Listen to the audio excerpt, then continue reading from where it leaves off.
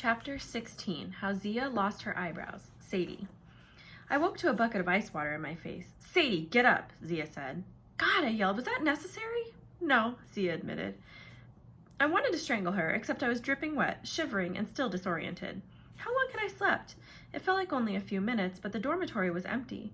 All the other cots were made. The girls must have already gone to their morning lessons. Zia tossed me a towel and some fresh linen clothes. We'll meet Carter in the cleansing room. I just got a bath, thanks very much.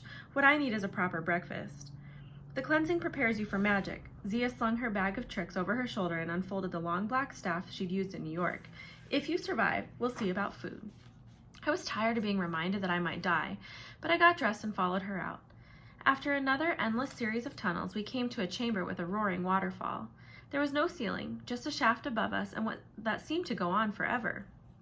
Water fell from the darkness into a fountain, splashing over a 5-meter-tall statue of the bird-headed god. What was his name? Tooth?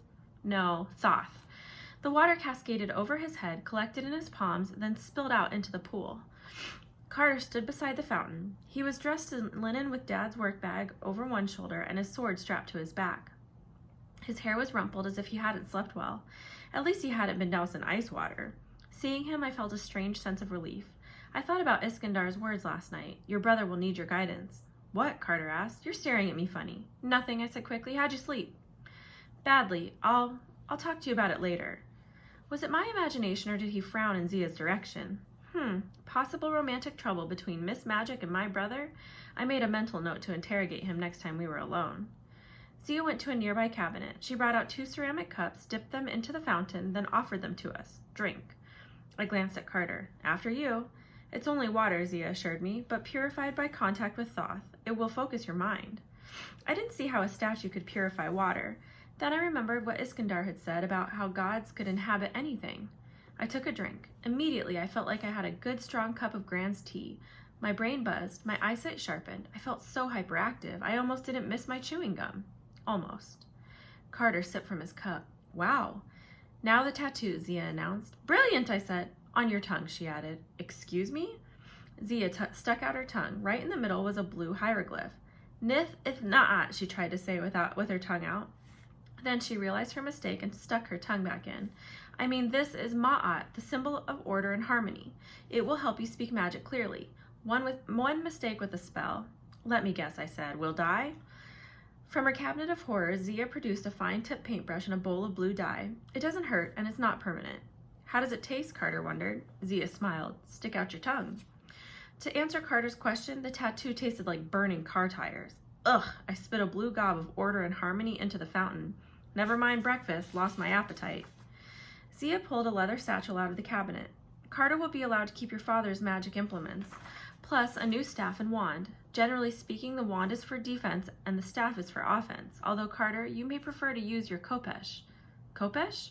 The curved sword, Zia said, a favored weapon of the Pharaoh's guard. It can be used in combat magic.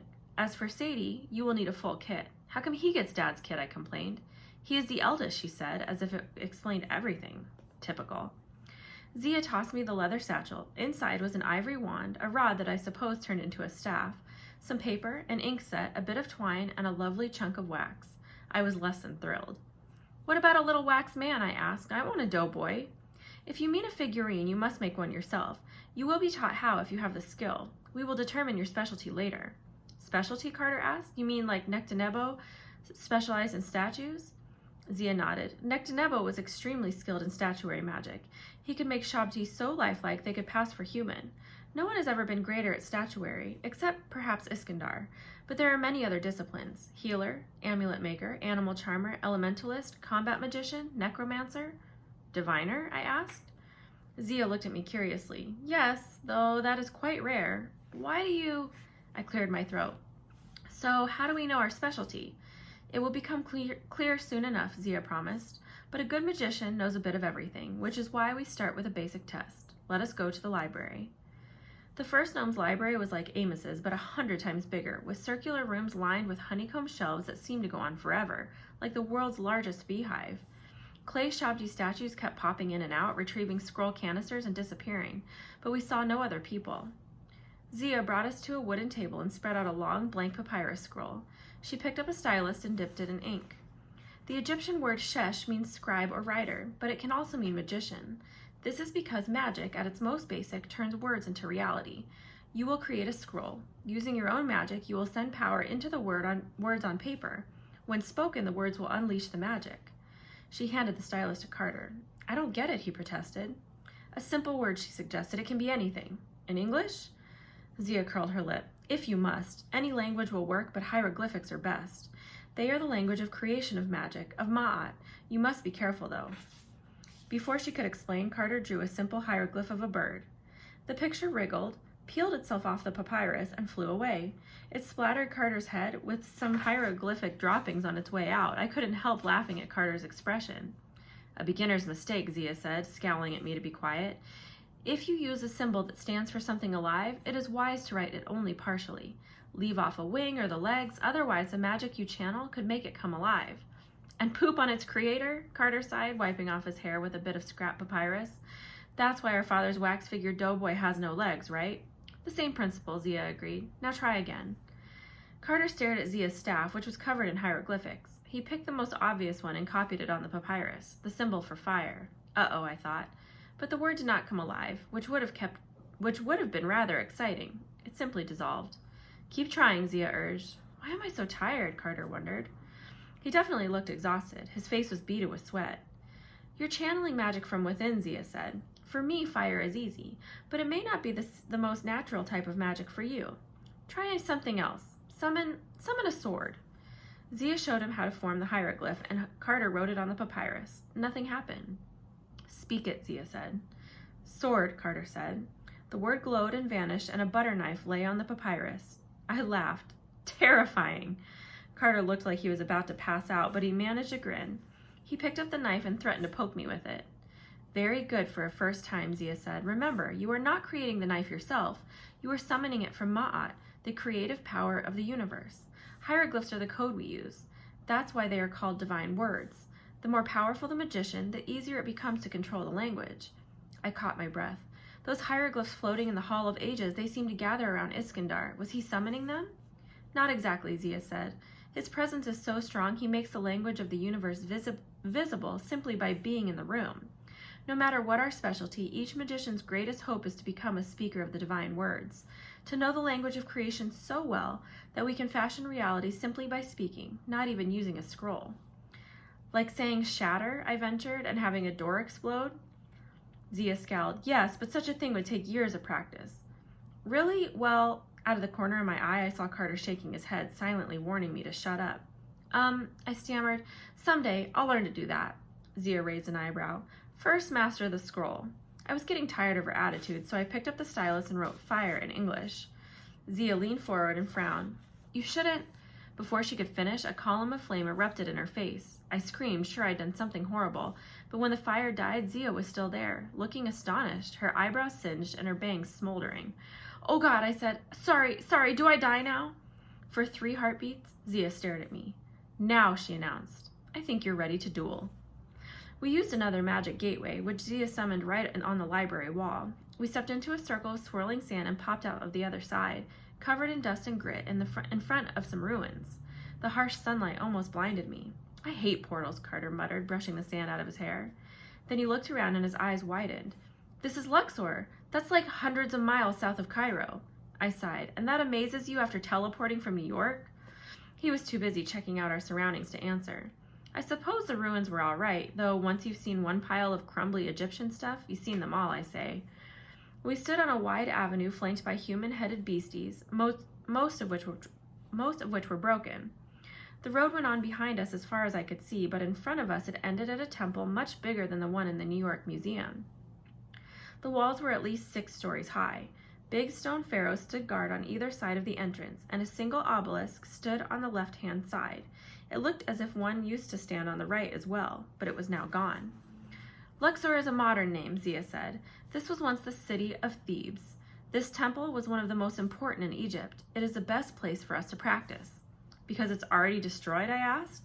Zia gave me one of her famous scowls. No, Sadie, because it is still full of magic, and it was sacred to your family. Our family? Carter asked. Zia didn't explain, as usual. She just gestured for us to follow. I don't like those ugly sphinxes, I mumbled as we walked down the path. Those ugly sphinxes are creatures of law and order, Zia said. Protectors of Egypt. They are on our side. If you say so. Carter nudged me as we passed the obelisk. You know the missing one is in Paris. I rolled my eyes. Thank you, Mr. Wikipedia. I thought they were in New York and London. That's a different pair, Carter said, like I was supposed to care. The other Luxor obelisk is in Paris. Wish I was in Paris, I said. Lot better than this place. We walked into a dusty courtyard surrounded by crumbling pillars and statues with various missing body parts. Still, I could tell the place had once been quite impressive. Where are the people, I asked. Middle of the day, winter holidays? Shouldn't there be loads of tourists? Zia made a distasteful expression. Usually, yes. I have encouraged them to stay away for a few hours. How? Common minds are easy to manipulate. She looked pointedly at me, and I remembered how she'd forced me to talk in the New York Museum. Oh, yes. She was just begging for more scorched eyebrows. Now to the duel. She summoned her staff and drew 2 circles in the sand about 10 meters apart. She directed me to stand in one of them and Carter in the other. I've got to duel him, I asked. I found the idea preposterous. The only thing Carter had shown aptitude for was summoning butter knives and pooping birds. Well, all right, and that bit on the chasm bridge deflecting the daggers, but still, what if I hurt him? As annoying as Carter might be, I didn't want to accidentally summon the glyph that I made in Amos's house and explode him to bits. Perhaps Carter was thinking the same thing because he'd started to sweat. What if we do something wrong, he asked. I will oversee the duel, Zia promised. We will start slowly. The first magician to knock the other out of his circle wins. But we haven't been trained, I protested. One learns by doing, Zia said. This is not school, Sadie. You cannot learn magic by sitting at a desk and taking notes. You can only learn magic by doing magic. But summon whatever power you can, Zia said. Use whatever you have available. Begin. I looked at Carter doubtfully. Use whatever I have? I opened the leather satchel and looked inside. A lump of wax? Probably not. I drew the wand and rod. Immediately, the rod expanded until I was holding a 2-meter-long white staff. Carter drew his sword, though I couldn't imagine what he'd do with it. Rather hard to hit me from 10 meters away. I wanted this to be over, so I raised my staff like I'd seen Zia do. I thought the word fire. A small flame sputtered to life at the end of the staff. I willed it to get bigger. The fire momentarily brightened, but then my eyesight went fuzzy. The flame died. I fell to my knees, feeling as if I'd run a marathon. You okay? Carter called. No, I complained. If she knocks herself out, do I win? He asked. Shut up, I said. Sadie, you must be careful, Zia called. You drew from your own reserves, not from the staff. You can quickly deplete your magic. I got shakily to my feet. Explain? A magician begins a duel full of magic, the way you might be full after a good meal, which I never got, I reminded her. Each time you do magic, Zia continued, you expend energy.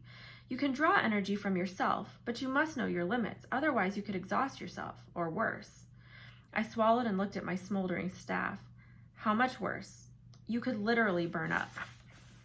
I hesitated, thinking how to ask my next question without saying too much. But I've done magic before. Sometimes it doesn't exhaust me. Why? From around her neck, Zia unclasped an amulet.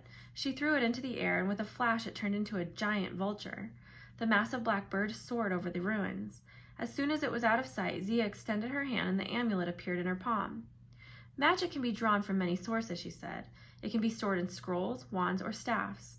Amulets are especially powerful. Magic can also be drawn straight from Ma'at using the divine words, but this is difficult. Or, she locked eyes with me, it can be summoned from the gods. Why are you looking at me? I demanded. I didn't summon any gods. They just seemed to find me. She put on her necklace, but said nothing. Hold on, Carter said. You claim this place was sacred to our family? It was, Zia agreed. But wasn't this, Carter frowned, didn't the pharaohs have a yearly festival here or something? Indeed, she said. The pharaohs would walk down the processional path all the way from Karnak to Luxor. He would enter the temple and become one with the gods. Sometimes this was purely ceremonial. Sometimes, with the great pharaohs like Ramses, here, Zia pointed to one of the huge crumbling statues, they actually hosted the gods, I interpreted, remembering what Iskandar had said. Zia narrowed her eyes. And yet you claim to know nothing of your family's past. Wait a second, Carter protested. You're saying we're related to... The gods choose their hosts carefully, Zia said. They always prefer the blood of the pharaohs. When a magician has the blood of 2 royal families... I exchanged looks with Carter. Something Bost said came back to me. Your family was born to magic. And Amos had told us that both sides of our family had a complicated history with the gods, and that Carter and I were the most powerful children to be born in centuries. A bad feeling settled over me like an itchy blanket prickling against my skin.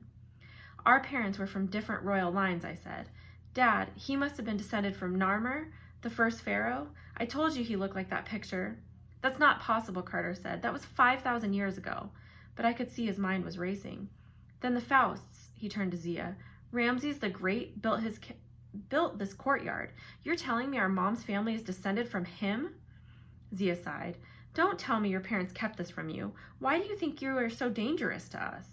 You think we're hosting gods, I said, absolutely stunned. That's what you're worried about? Just because something our great times 1,000 grandparents did? That's completely daft. Then prove it, Zia said. Duel and show me how weak your magic is. She turned her back on us as if we were completely unimportant. Something inside me snapped. I'd had the worst 2 days ever. I'd lost my father, my home, and my cat, been attacked by monsters, and had ice water dumped on my head. Now this witch was turning her back on me. She didn't want to train us. She wanted to see how dangerous we were. Well, fine. Sadie, Carter called. He must have seen from my expression that I was beyond reason. I focused my staff. Maybe not fire. Cats have always liked me. Maybe. I threw my staff straight at Zia. It hit the ground at her heels and immediately transformed into a snarling she-lion. Zia whirled in surprise, and then everything went wrong. The lion turned and charged at Carter as if she knew I was supposed to be dueling him. I had a split second to think. What have I done? Then the cat lunged, and Carter's form flickered. He rose off the ground, surrounded by a golden hieroglyphic shell like the one Boss had used, except his giant image was of a warrior with the head of a falcon. Carter swung his sword, and the falcon warrior did likewise, slicing the lion with a shimmering blade of energy. The cat dissolved in midair, and my staff clattered to the ground, cut neatly in half. Carter's avatar shimmered, then disappeared. He dropped to the ground and grinned. Fun. He didn't even look tired. Once I got over the relief that I hadn't killed him, I realized I didn't feel tired either. If anything, I had more energy. I turned defiantly to Zia. Well, better, right? Her face was ashen. The falcon, he summoned. Before she could finish, footsteps pounded on the stones. A young initiate raced into the courtyard looking panicked. Tears streaked his dusty face. He said something to Zia in hurried Arabic. When Zia got his message, she sat down hard in the sand. She covered her face and began to tremble. Carter and I left our dueling circles and ran to her. Zia, Carter asked, what's wrong? She took a deep breath, trying to gather her composure. When she looked up, her eyes were red. She said something to the adept, who nodded and ran back the way he'd come. News from the first gnome, she said shakily. Iskandar, her voice broke. I felt as if a giant fist had punched me in the stomach. I thought about Iskandar's strange words last night. It seems I, too, can rest at last. He's dead, isn't he? That's what he meant? Zia stared at me. What do you mean that's what he meant?